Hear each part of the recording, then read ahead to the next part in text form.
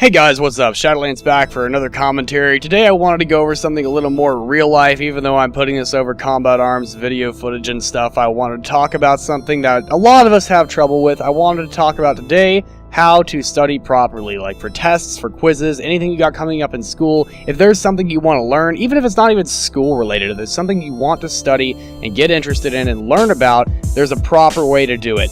And now there's a lot of controversy over like, oh, what's the best way to study? And of course, different things are going to matter for different people. Some people desperately need just absolute silence to work in. And yeah, I respect that. But I wanted to share with you guys the best ways that I found to study. And I hope that some of these tips, even if it's just one or two of them, will benefit you and definitely help you out. If you have any other ideas after the video, definitely comment below and let me know what you guys have. This is probably going to be a slightly longer video, so before I get into that, I wanted to say that right off the bat, but I hope you guys will listen to every one of these because I think some of them may benefit you guys. So without any further ado, let's dive right in. First of all, listen to loud music to drown out white noise. It's actually far less distracting, even if it's music you don't really care for. If you're working hard, it will drown out the noise and time will fly by seemingly faster. Work in a slightly cooler room. Being in a warm room makes your emotions peak easier, and you're more likely to quit or break something if you get frustrated. Your thoughts will be a little less rational, and you'll be a little more prone to mistakes if you're in a hot room.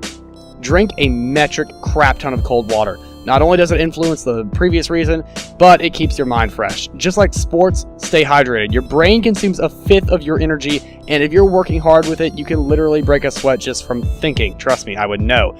If you don't understand a question, look it up on the internet. The internet was originally made for scientists and education, and it can still be useful in that way too. I always have my iPad next to me when I'm working in case of a roadblock like that. Have something sweet to eat while you're working. A small bag of M&Ms or Skittles works great. You feel better while working, you get a little energy, and don't get bored as easily. It keeps your mind awake.